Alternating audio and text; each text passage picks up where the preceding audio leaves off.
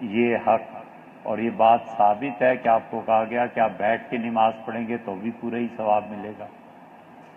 تو کتنی چیزیں ایسی ہیں، جہاں تک شادیوں کا معاملہ اور تعلق ہے، اس میں تو اللہ تعالیٰ نے خود انہیں قرآن کریم میں اجازت دی،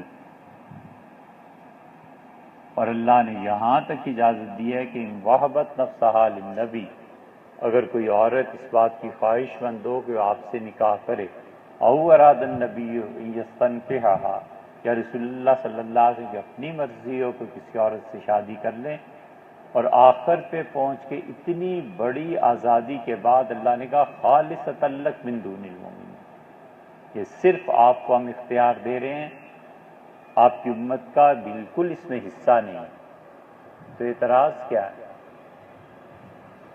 یہ تو اللہ تعالیٰ پہ اعتراض ہونا چاہیے پھر کہ اس نے کیوں اتنا آزادی اور اتنی چیزیں دی۔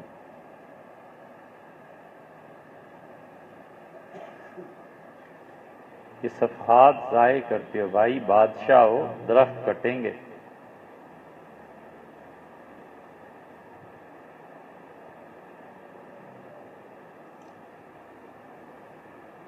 درود شریف کی فضیلت پہ بہت مرتبہ بات ہوئی، حضرت رسالت مآب صلی اللہ علیہ وسلم پہ درود شریف پڑھنے کا فائدہ ہر مسلمان ہی جانتا ہے، گناہ اس سے معاف ہوتے ہیں، نیکیاں اس سے بڑھتی ہیں۔ حضرت رسالت پناہ صلی اللہ علیہ وسلم کے سامنے پیش کیا جاتا ہے، بتایا جاتا ہے کہ آپ کی سنتی نے آپ کو سلام بھیجا ہے، درود بھیجا ہے۔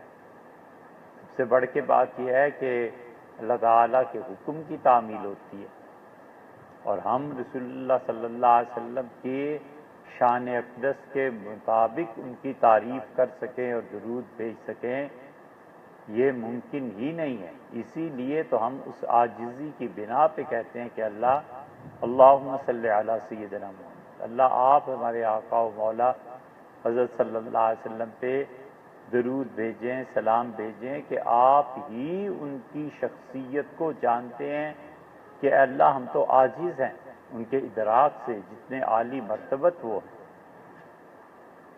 تو اس لیے تو بہت جگہ آپ کو پڑھنے کو بھی مل جائے گی۔ روح کا چاہے وہ مسخ ہو یا نہ ہو، یہ جسم جو قبر میں لٹایا جاتا ہے اس کے ساتھ کچھ نہ کچھ تعلق رہتا ہے۔ وہ تعلق کتنا رہتا ہے؟ کچھ کا خیال یہ ہے کہ وہ تعلق دائمی ہوتا ہے جب تک کہ جسم گل سڑ نہ جائے، اور کچھ علماء کا خیال یہ ہے کہ وہ تعلق اتنا ہوتا ہے کہ وہ سوال و جواب جو ہوتے ہیں ان کے جوابات دے سکے، اور کچھ کا خیال یہ ہے کہ میت کا کوئی بھی جز قبر میں موجود رہتا ہے تو روح کا تعلق اس کے ساتھ رہتے ہی۔ حضور اقدس صلی اللہ علیہ وسلم جو چیزیں بتائی ہیں بس اتنی ہیں، مختلف احادیث میں مختلف چیزیں آئی ہیں۔ مثلا ایک آدمی قبر پہ بیٹھا ہوا تھا ٹیک لگا کے، تو رسول اللہ صلی اللہ علیہ وسلم اس قبر والے کو تکلیف نہ دے۔ اس پہ بعض محدثین نے اس بات کا اثبات کیا ہے کہ وہ کہتے ہیں کہ اس کا مطلب ہے کہ اس روح کی وجہ سے کوئی اثر اس جسم میں تھا تو ہی تو فرمایا کہ اس کو تکلیف نہ دے۔ پھر جب بھی آدمی جاتا ہے سلام پیش کرتا ہے قبرستان میں، تو وہ جو میت ہوتی ہے وہ سنتی ہے نہیں سنتی، خود اس پہ بھی حنفی فقہا کا اختلاف ہے، لیکن اکثریت حنفی فقہا کی اسی طرف گئی ہے کہ میت سنتی بھی ہے اور جواب بھی دیتی۔ اور اصل مسئلہ یہاں پہنچ کے جہاں اٹک جاتا ہے وہ یہ کہ جو اصل میں بات یہ کہ وہ مسئلہ وہی ہے کہ کوئی جو گئے ہیں واپس کوئی نہیں آیا، کوئی آ کے بتائے تو کچھ پتہ چلے، وہ ہے نہیں۔ نابینا آدمی کے پیچھے نماز میں کوئی کراہت نہیں ہے۔ حضرت رسالت مآب صلی اللہ علیہ وسلم نے سفر کیا تھا اور اپنی غیر موجودگی میں ابن ام مکتوم رضی اللہ عنہ جو نابینا تھے انہیں امام بنایا تھا، وہ نمازیں پڑھاتے تھے۔ کراہت کا صرف اس وجہ سے ہوتا ہے کہ لوگ سمجھتے ہیں کہ ان سے طہارت اور پاکیزگی میں کوئی کمی رہ گئی ہوگی، تو یہ لوگوں کا خیال ہے، اس لیے لوگ بسا اوقات اس کو پسند نہیں کرتے، وہ ایک الگ مسئلہ ہے۔ ادروائز نابینا کی امامت میں کوئی حرج نہیں۔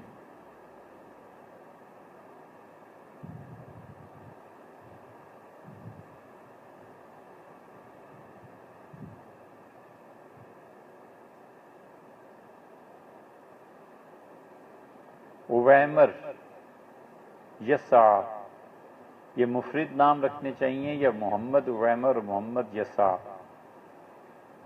نام تو سنگل ہی ہوتے تھے، یہ بر صغیر میں زیادہ روایت چلی ہے دوہرے نام رکھنے کی، اور اس کی وجہ یہ ہے کہ رسول اللہ صلی اللہ علیہ وسلم سے بعض روایات میں آتا ہے کہ جو اپنے بچے کا نام میرے نام پہ رکھے گا قیامت میں اس کی شفاعت کروں گا۔ حضور صلی اللہ علیہ وسلم کے زمانے میں کئی بچوں کے نام محمد رکھے گئے، حتیٰ کہ حضرت بکر رضی اللہ عنہ اپنے بیٹے کو لے کے حاضر ہوئے تو حضور صلی اللہ علیہ وسلم نے اس کا نام میرے نام پہ رکھنا، کہ جو محمد بن ابو بکر ہیں ان کا نام خود حضرت نے ہی رکھا تھا۔ رسالت پناہ صلی اللہ علیہ وسلم اپنا نام تجویز فرما گئے، اس لیے اصولاً تو اس میں کوئی حرج نہیں، لیکن حضرت عمر رضی اللہ عنہ روکتے تھے اور کہتے تھے کہ جب تم اپنے بچے کو ڈانٹو گے اور جب بچے کو برا بھلا کہو گے تو محمد کہہ کے پکارو گے، اس نام کی بے ادبی ہے۔ اس لیے فقہا نے منع کیا کہ مجرد نام محمد، جبریل، موسیٰ، عیسیٰ رکھنا، وہ کہتے ہیں یہ مناسب نہیں ہے کیونکہ پھر اس کی توہین ہوگی اسلام۔ تو یہاں پھر یہ چلا کہ محمد اس میں اضافے میں برکت کے طور پہ کیا جائے اور بعد میں اصل نام رکھا جائے، یہ یہاں ہے، وگرنہ مفرد نام رکھے جائیں کوئی حرج نہیں۔ رکانہ مذکر استعمال ہوتا ہے، مؤنث کی خبر نہیں۔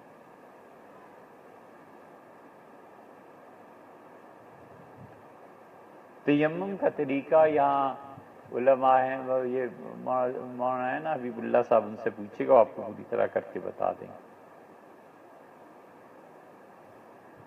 وضو کے دوران جو پانی گرتا ہے کیا وہ ناپاک ہوتا ہے؟ اگر وضو کے پانی کے چھینٹے کسی اور پر پڑیں تو اس سے کیا ہوگا؟ بس اتنا سمجھنا چاہیے کہ وضو کا جو پانی ہوتا ہے یہ پاک ہی ہوتا ہے، اگر اسے ناپاک قرار دیں تو انسان کے کپڑوں کا کیا بنے؟ لیکن وہ پانی پاک کرنے والا نہیں ہوتا، بذات خود پاک ہے لیکن پاک کرے گا نہیں، یعنی ایک آدمی نے وضو کیا، اب اس کے پانی سے اور کوئی وضو کرے تو اس کا وضو نہیں ہوگا۔ ہر رکعت میں سورہ فاتحہ سے پہلے تعوذ پڑھنا چاہیے۔ ہر رکعت میں، یہ اصل میں تعوذ ہے تلاوت کے لیے نا، تو پہلی رکعت میں جب آپ تلاوت کا آغاز کرتے ہیں ثنا پڑھنے کے بعد سورہ فاتحہ سے پہلے اعوذ باللہ، پھر بسم اللہ، پھر سورہ فاتحہ، پھر اس کے بعد اگر کوئی آدمی بسم اللہ پڑھتا ہے اس کی مرضی، اور پھر سورت یا قرآن کی جو آیات تلاوت کرنی ہے۔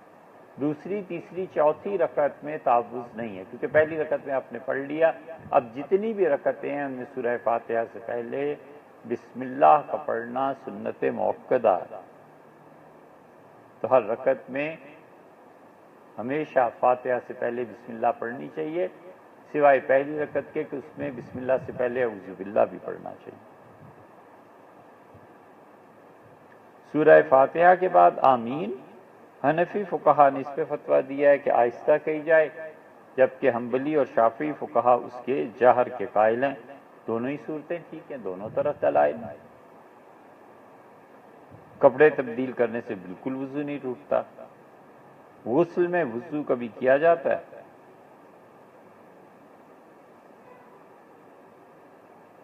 غسل میں وضو سے آغاز ہوتا ہے کہ انسان سب سے پہلے جسم پہ اگر کوئی میل گندگی ہے تو اسے دور کرے، اور پھر اس کے بعد اگر کوئی ناپاک جگہ ہے اسے دھوئے، پھر اس کے بعد وضو کرے، اور وضو کرنے کے بعد غسل کرے۔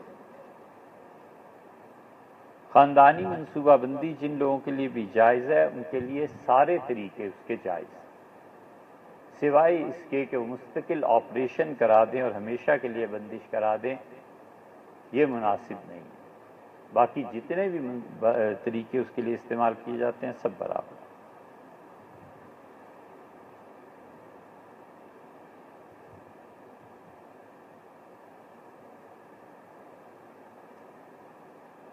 انسان پہ مصائب اور تکالیف آتی ہی رہتی ہیں، یہ بڑی بری اور گھٹیا بات ہے کہ کسی کی مصیبت اور تکلیف کا سن کے مذاق اڑایا جائے۔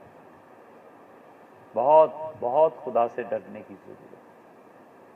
حضور اقدس صلی اللہ علیہ وسلم نے فرمایا جب کوئی آدمی کسی کا مصیبت میں مذاق اڑائے گا تو اللہ اسے بھی اسی مصیبت میں مبتلا فرما دے.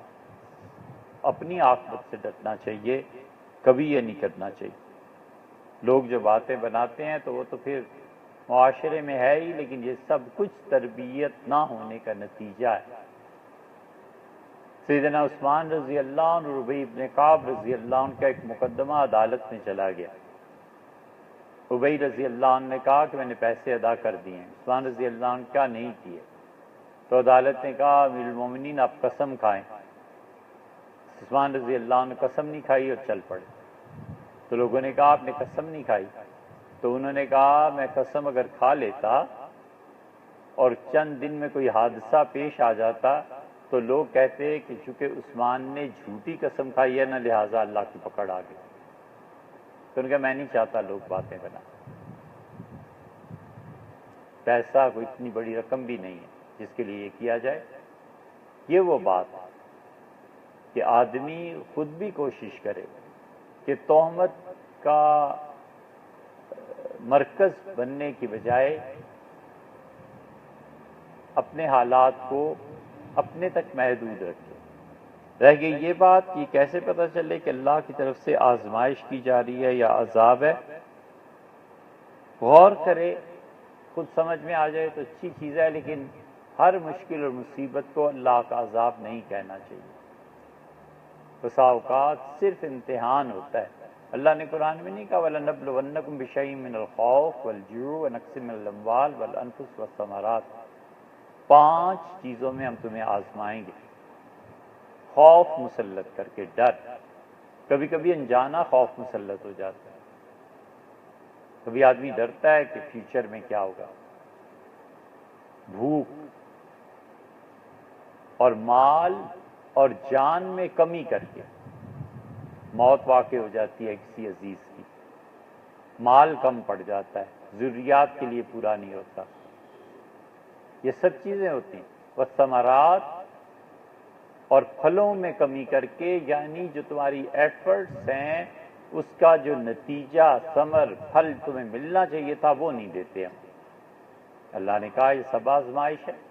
اس میں گناہوں کی وجہ سے کیا ہے؟ کچھ بھی نہیں. ایک آدمی کا رزق تھوڑا ہے اور ضروریات زندگی زیادہ ہیں تو آزمائش ہے. اس بیچارے کا گناہوں سے کیا تعلق ہے؟ وہ اپنے حد تک بچتا ہے. ایک ویسے تجربے کی بات ہے. انسان غور کرے تو کبھی کبھی بڑی شدید مصیبت میں بھی آدمی کے دل کا سکون نہیں ہلتا اپنی جگہ سے. دل کو اطمینان، صبر مل جاتا ہے. حتیٰ کہ کبھی لاش میت گھر میں پڑی ہوتی ہے تو دل کو اطمینان مل جاتا ہے. اور کبھی کوئی چھوٹی سی تکلیف رات کی نیند اڑا دیتی ہے. آدمی حیران ہوتا ہے کہ اتنی بڑی مصیبت کیا ہے، نیند کیوں نہیں آ رہی. جس مصیبت اور تکلیف میں دل کا سکون برقرار رہے نا، کہتے ہیں یہ ہے اللہ کی طرف سے آزمائش کہ اللہ سکون بھی ساتھ ہی دے دیتا ہے. بیٹا جیل چلا گیا، اس کے باوجود دل مطمئن ہے. حیرت ہوتی ہے کہ کیا ہو رہا ہے، میں پریشان کیوں نہیں، سارا گھر پریشان ہے، میں نہیں. اور جس پریشانی اور تکلیف میں انسان کی نیند اڑ جائے، بے چینی شدید ہو جائے، وہ گناہ کی سزا ملتی ہے. نماز میں رکوع کے بعد اور سجدوں کے بیچ میں قوما میں کون سی دعائیں پڑھنی چاہیے؟ حضور صلی اللہ علیہ وسلم بہت دعائیں مانگتے تھے. ربنا لک الحمد حمدن کثیرن طیبا مبارکن فی، یہ بھی پڑھتے تھے. کبھی کبھی اس میں اضافہ فرماتے تھے کہ مل السماوات و مل الارض، اللہ تیری اتنی حمد و ثنا اور تعریف ہے آسمان اس سے بھر جائیں، زمین بھر جائے. مل ما بینہما، زمین و آسمان کے درمیان جو خلا ہے اللہ اتنی تیری تعریف ہے کہ یہ بھر جائے. اہل الثناء والحق والمجد، اللہ تیری ذات ہے جس کا حق بنتا ہے کہ لوگ اس کی تعریف کریں. اے اللہ تیرا حق بنتا ہے کہ لوگ تیرے گن گائیں. اے پروردگار عالم تیرا حق بنتا ہے کہ تیری بڑائی اور بزرگی اور تیری برتری بیان کی جائے. احق ما قال اللہ، سب سے اچھا جملہ اے رب وہ ہے جو کہا گیا، جو بندے نے کہا ہے. وَكُلُّنَا لَكَ عَبْدٌ، اور اللہ ہم سبھی تو تیرے بندے ہیں۔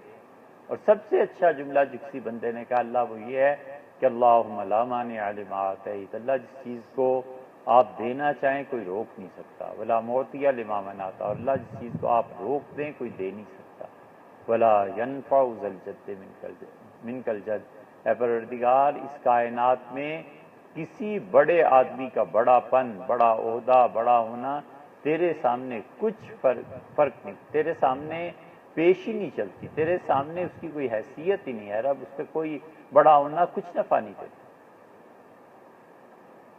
اور حضور صلی اللہ علیہ وسلم کبھی کبھی ربنا لک الحمد کے بعد مسلسل پڑھتے رہتے تھے، ربی الحمد ربی الحمد ربی الحمد، میرے ربنا لک الحمد، اے اللہ تیرے لیے ساری تعریف ہے، اللہم ربنا ولک الحمد، اے اللہ، اور حقیقت یہ ہے کہ ساری تعریف تجھے ہی زیبا ہے، اور پھر مسلسل پڑھتے رہتے تھے ربی الحمد، میرے پروردگار کی تعریف ہے، میرے اللہ کی حمد و ثنا ہے، میرے پروردگار کی تعریف ہے۔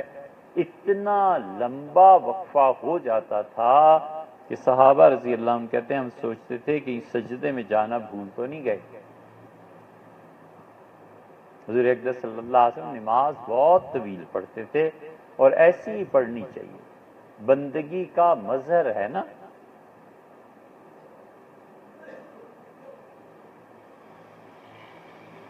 رات کو زوال نہیں ہے، زوال جو سورج کا ہے یہ دن کو ہے، اور جو زوال کا وقت لکھا ہوا ہوتا ہے نا اس سے 50 منٹ پہلے نفل، نماز، تلاوت، سجدے کی آیات سب چھوڑ دینی چاہیے۔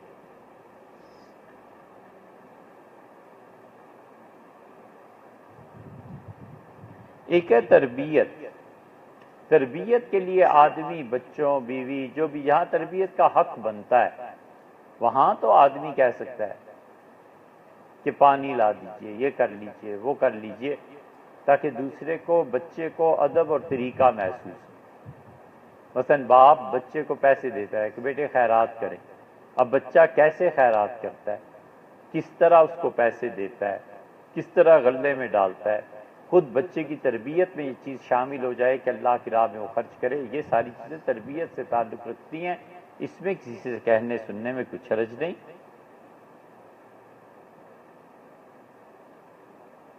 دفتر میں بھی یہی ہے، جو عملہ رکھا ہی اس لیے ہوتا ہے کہ کام کریں، انہیں کہنا ہی پڑتا ہے۔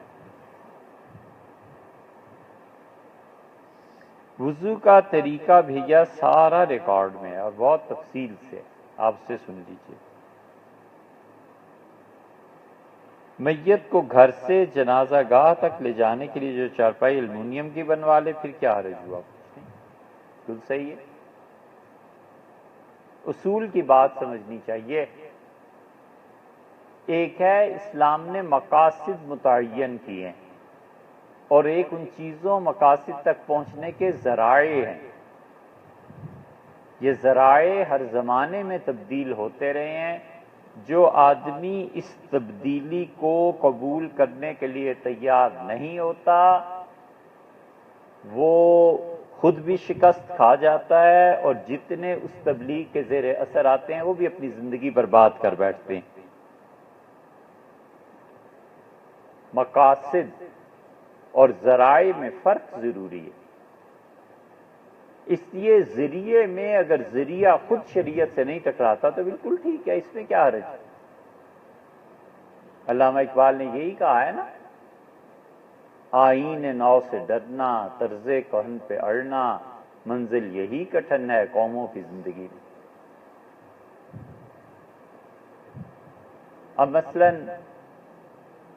حج پہ جانا ہے لوگوں نے، اب کسی آدمی کو یہ اصرار ہونے لگے کہ اونٹ پہ ہی بیٹھ کے جانا ہے تو پھر ہو گیا حج اس کا، اور جو اس کے پیچھے چلے گمراہ ہی ہوں گے، اور کیا ہوگا۔ پھر ایسے شخص کو چاہیے کہ روٹی بھی نہ کھائے، اس لیے کہ حضرت عائشہ رضی اللہ عنہا کہتی ہیں یہ جو تم باریک آٹے کی روٹی کھاتے ہو یہ تو بعد میں اسلام میں آئی تھی، حضور صلی اللہ علیہ وسلم کے زمانے میں تو ہم جو ہوتے تھے انہیں دل لیتے تھے اور موٹی سی روٹی پک جاتی۔ یہ درمیان کے ذرائع ہیں، اور ذرائع ہر زمانے میں مختلف ہوتے رہتے ہیں۔ سمندر کا سفر ہے، بحری جہاز میں لوگ جاتے ہیں، رسول اللہ صلی اللہ علیہ وسلم کبھی بحری جہاز میں نہیں بیٹھے، تو اس کو بھی چھوڑ دینا چاہیے۔ جو لوگ سمندر کے وایا سے حج پہ جاتے تھے یا اب بھی جاتے ہوں گے بعض ممالک میں، ختم کر دینا چاہیے، اس لیے کہ یہ ذریعہ رسول اللہ صلی اللہ علیہ وسلم نے اختیار نہیں کیا۔ پھر سردیوں میں گرم پانی سے وضو بھی چھوڑ دینا چاہیے، اس لیے کہ زیادہ سے زیادہ جو چیز ثابت ہو سکتی ہے وہ یہ کہ سیدنا عمر رضی اللہ عنہ نے ایک برتن تھا جو چین سے آیا تھا ان کے زمانے میں بن کے، حضرت نے فرمایا اس میں پانی گرم کرو، مجھے وضو کرنا ہے۔ رسول اللہ صلی اللہ علیہ وسلم نے نہیں کیا۔ اس لیے جتنے ذرائع ہیں ان ذرائع کو انسان استعمال کرے، بشرطے کہ وہ ذریعہ خود شریعت سے نہ ٹکراتا۔ مثلا مریض کو بے ہوش کرنے کے لیے دوائیاں ہیں، انستھیزیا ہے، مشینیں ہیں، لوگ کرتے ہی ہیں آپریشن کے لیے۔ اب کوئی کہے کہ مجھے بے ہوشی نہ کرو اور آپریشن کرو، غلط بات ہے، کون کر سکتا ہے؟ اور وہ کہے کہ بے ہوش کرو، کیونکہ اس زمانے میں رسول اللہ صلی اللہ علیہ وسلم کے زمانے میں مریض بے ہوش کیے جاتے تھے شراب کے ذریعے۔ اب اس ذریعے کو اگر وہ کہتا ہے کہ میں اب بھی استعمال کروں، مجھے شراب پلا دو، نہیں مانا جائے گا، اس لیے کہ یہ ذریعہ خود شریعت سے ٹکراتا ہے۔ عروہ ابن زبیر رضی اللہ عنہ گئے تھے عبد الملک کو مبارکباد دینے، سے کہ عبد الملک اور عروہ یہ سارے اکٹھے ہی حدیث پڑھتے رہے مدینہ منورہ میں۔ تو جب پہنچے ہیں تو انہیں وہاں پہ دربان نے روک لیا، تو اس سے کہا کہ ملنے کی اجازت نہیں ہے۔ ان کا اتنا بس جا کے بتا دو کہ وہ آیا۔ تو عبد الملک بھاگتا ہوا آیا، دوستی یاری تعلق تھا۔ تو وہاں اس قیام کے دوران ان کا پاؤں گلنا شروع ہو گیا، اور چند دنوں میں دیکھتے ہی دیکھتے سب گل گیا۔ تو حکیم اور اطباء جو تھے ان کا حضرت پاؤں کاٹنا پڑے گا ورنہ ٹانگ ختم ہو جانے کا خدشہ ہے۔ تو عروہ بڑے مانے ہوئے اللہ کی عبادت گزار بندے تھے، پہروں اللہ کے حضور کھڑے رہتے تھے۔ شراب لائی گئی کہ پی لیں، ان کا میں نہیں پیتا۔ ان کا پاؤں کیسے کرے؟ ان کا تم اپنا کام کرو۔ سارے مورخین لکھتے ہیں کہ انہوں نے آرا چلا کے پاؤں کاٹ دیا اور عروہ بالکل خاموش